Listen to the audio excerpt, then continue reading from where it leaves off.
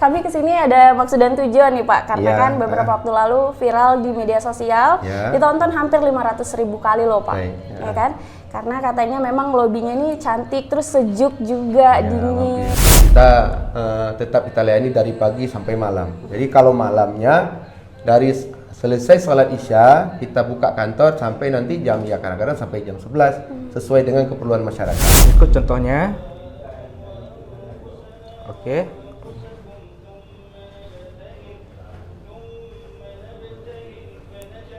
Jadi di sini langsung keluar website Gampung, lokasi Gampung. Assalamualaikum warahmatullahi wabarakatuh. Alhamdulillah Syedaralun tadi kami baru saja melaksanakan sholat ibadah asar di Masjid Menasahkrung, Kecamatan Inginjaya, Kabupaten Aceh Besar. Nah, saat ini saya akan mengajak Syedaralun untuk melihat di samping Menasahkrung ini terdapat sebuah kantor kecik atau kantor kepala desa, khususnya di Gampung Menasahkrung ini. Nah, beberapa waktu lalu kantor kecik ini viral di media sosial usai diunggah oleh akun TikTok Kemare, di mana banyak warganet mengomentari video tersebut karena katanya kantor kecik Menasahkrung ini mirip seperti lobi hotel ataupun lobi perbankan. Nah, setelah video tersebut viral, banyak warganet yang mengatakan bahwa kantor kecik ini sangat berbeda dibanding kantor kecik di kampung lainnya. Nah, untuk itu saya akan mengajak Syedaralun untuk melihat bagaimana sih keadaan ataupun di dalam kantor kecik ini. Yuk, ikutin. Bukan karena kasus atau kontroversi, tapi karena tampilannya yang bersih, modern, dan elegan. Warganet menyebutnya lebih mirip lobi hotel daripada kantor pelayanan masyarakat. Adalah kantor desa Menasahkrung, Kecamatan Inginjaya, Kabupaten Aceh Besar. Assalamualaikum. Aduh, nggak ada. Dengan ini dari KKN dari mana ya? Unsia? Udah berapa lama di sini? Di sini udah hampir 28 hari. 28 hari. Berarti kan sebulan ya waktunya ya? Oke. Kebetulan nih kami dari Serambi mau ngeliput kantor keciknya. Kemarin kan ada lihat nggak video TikToknya? Nah, itu kan kayaknya unik ya, banyak yang warganet mengatakan kalau lobby itu mirip kayak hotel ataupun perbankan gitu. Mungkin kita bincang-bincang dulu nih sebelum nanti bisa ketemu langsung sama kantor keciknya. Ini dengan siapa nih?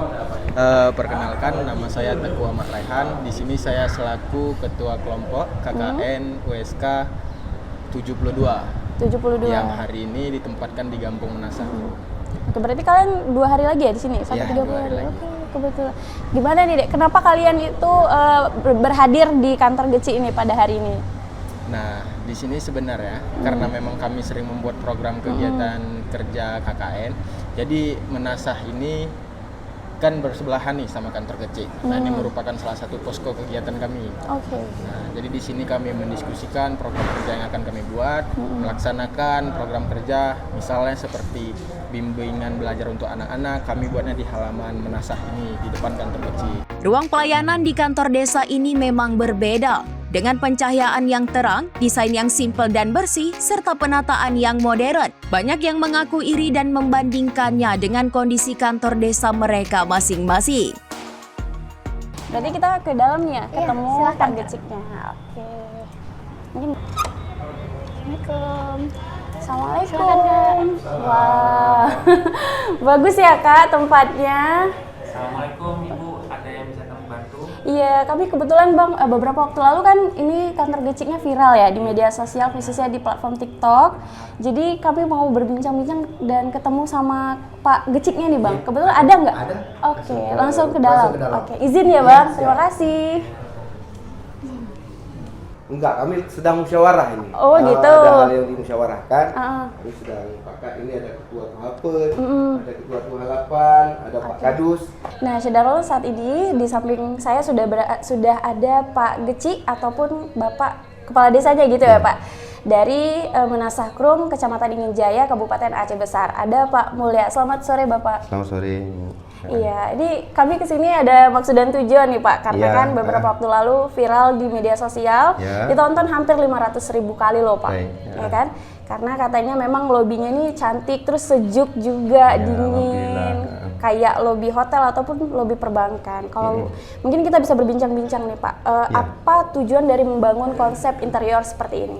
Ya, mungkin dasarnya kita bisa jadikan kantor kecil ataupun kantor desa begini. Ini yang pertama sekali kita atas dasar musyawarah mufakat sama cerdik pandai dan tokoh masyarakat. Karena kita di sini salah satu kampung ataupun desa yang masyarakatnya cukup ramai populasinya dan sangat majemuk, dan jadi untuk memberikan pelayanan yang terbaik untuk masyarakat, untuk kita kasih kenyamanan masyarakat di dalam mengurus hal kepentingan administrasi dan lain sebagainya, makanya kita buat kantor desa ini agak beda daripada yang lain. Jadi masyarakat saat datang, dia datang jumpai operator dan lain KUR atau KASI, dia merasa nyaman. Ya, begitu.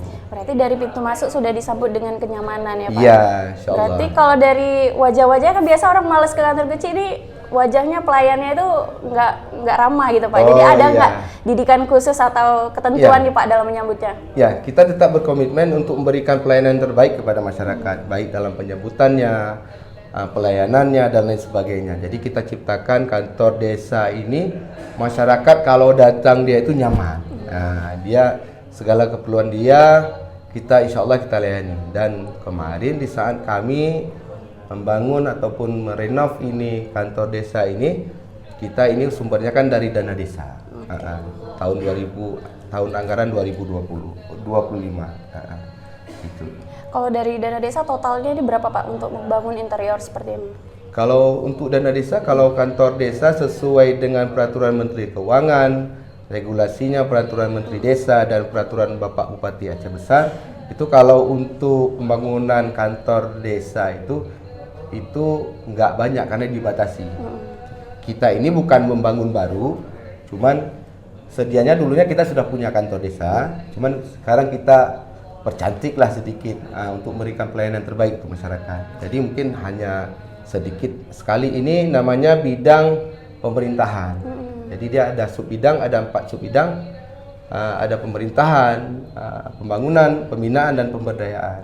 Dan ada satu lagi namanya penanggulangan keadaan darurat. Jadi sumber dana dari desa dan bidangnya untuk bidang pemerintahan. Berarti kalau itu tadi dari segi interiornya Pak, kalau dari segi pelayanannya ini pukul berapa aja? Karena tadi sempat berbincang sebelumnya sama Bang Yon ya kan, bahwasanya dikatakan ada yang malam nih pelayanannya. Nah itu kenapa? Karena umumnya kan kantor GC itu memang pelayanannya dari pagi sampai sore gitu Pak. Ya, seperti saya sampaikan tadi, kita tetap komitmen melayani masyarakat karena kemajemukan masyarakat kita, dan masyarakat kita di Inginjaya salah satu kampung atau desa yang paling ramai. Kita tetap kita layani dari pagi sampai malam. Jadi kalau malamnya dari selesai sholat isya kita buka kantor sampai nanti jam kadang-kadang sampai jam 11 sesuai dengan keperluan masyarakat. Jadi kita tetap berikan pelayanan terbaik untuk masyarakat. Ya, Oke, berarti malam juga masih melayani masyarakat. Kalau dari segi alur pelayanannya itu seperti apa? Masuk lalu ke bagian mana nih Pak? Dan kalau ada warga nih yang datang, misalnya urus surat domisili misalnya. Domisili nih, nah, dia datang, beliau datang langsung jumpai Pak Kafi, Pak Kafi. Beliau nanti si warga menyampaikan apa yang ingin dia perlu dilayani. Kalau memang hanya surat domisili bisa langsung dibuat oleh saudara Muhammad Al-Kafi selaku operator.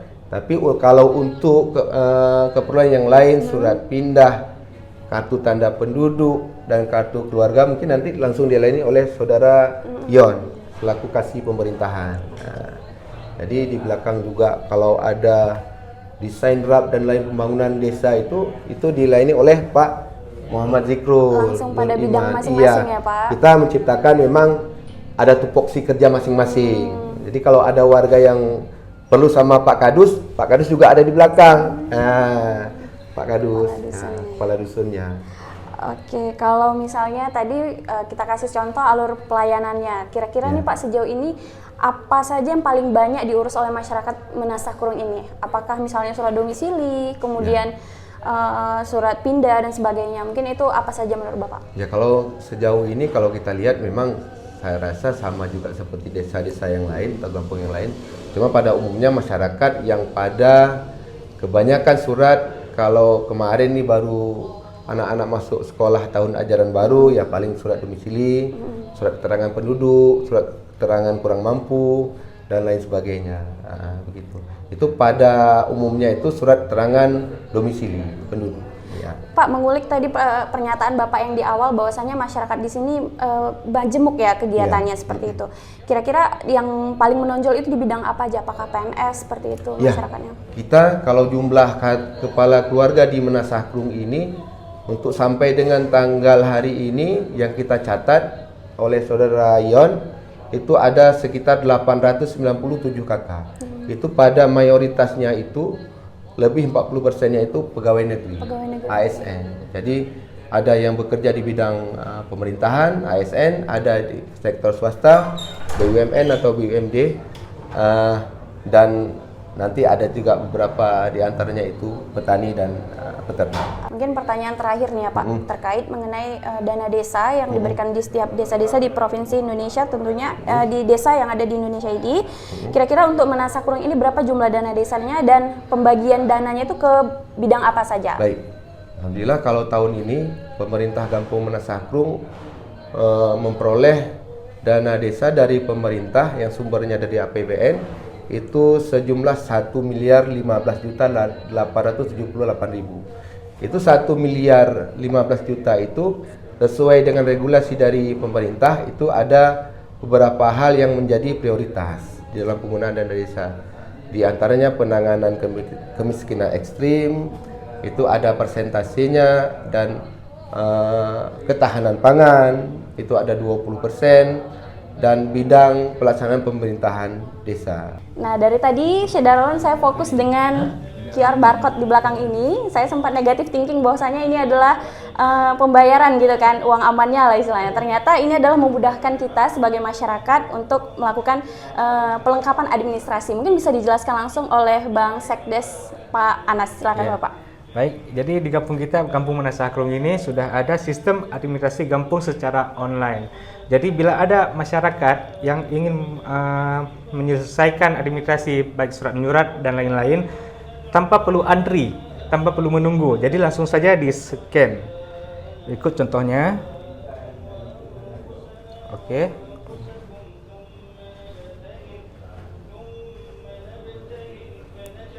Jadi di sini langsung keluar website kampung, lokasi kampung. Contohnya surat domisili penduduk. Oke. Terus masyarakat langsung mengisikan nama, tempat tanggal lahir, nik, jenis kelamin, agama, status, dan lain-lain sebagainya. Maka ketika sudah di approve, sudah dikirim, nanti tinggal datang ke sini, tinggal ambil suratnya. Tidak perlu antri lagi. Sekian. Wah, bagus. Berarti ini kapan baru dibuat ini, Bang? Itu sudah semenjak beberapa bulan yang lalu. Beberapa bulan. Dan penggunaan ini gimana nih antusias masyarakat? Apakah sudah digunakan? Cukup baik. Jadi masyarakat sampai di sini ya nggak perlu antri lagi, tinggal ini melaksanakan fardu kifayah. Di sini ada namanya sistemnya fardu kifayah dulu. Jadi sebelum masyarakat ngambil surat itu wajib menyelesaikan fardu kifayah. Lalu selesai menyelesaikan fardu kifayah, surat diserahkan. Oke, berarti tinggal tanda tangan aja seperti itu. Iya, tanda tangan aja. Tadi kita baru aja masuk ke dalam lobi kantor Gecik ini. Nah, fun fact-nya, Syedarawan, bahwasanya kantor Gecik ini beberapa waktu lalu memiliki predikat ataupun reputasi yang baik di mata masyarakat. Beberapa di antaranya Menasakrung ini menonjol dalam banyak sekali aspek, termasuk dari segi kebersihan, kekompakan masyarakat, transparansi, dan juga pelaksanaan nilai-nilai syariat Islam secara kafah. Dan BTW di sini tuh juga Kampung Menasakrung dinobatkan sebagai Kampung Percontohan Syariat Islam pada tahun 2018. Tentunya hal tersebut dinilai dari banyak indikator, terutama pelaksanaan sholat berjamaah yang konsisten, kemudian pengelolaan zakat yang baik, pengajian rutin setelah Ba'da Isya, kemudian dalam menjaga kebersihan lingkungan Menasa termasuk tempat wudhu dan juga toilet. Nah, itu dia Syedarawan, tadi baru saja kita melihat ke dalam potret dari bagian dalam kantor Gecik Menasakrung, Kecamatan Ingin Jaya, Kabupaten Aceh Besar, di mana kepala desanya tadi berinovasi dalam menyediakan pelayanan yang nyaman kepada masyarakat. Terima kasih. Wassalamualaikum warahmatullahi wabarakatuh. Download Tribun X sekarang, menghadirkan lokal menjadi Indonesia.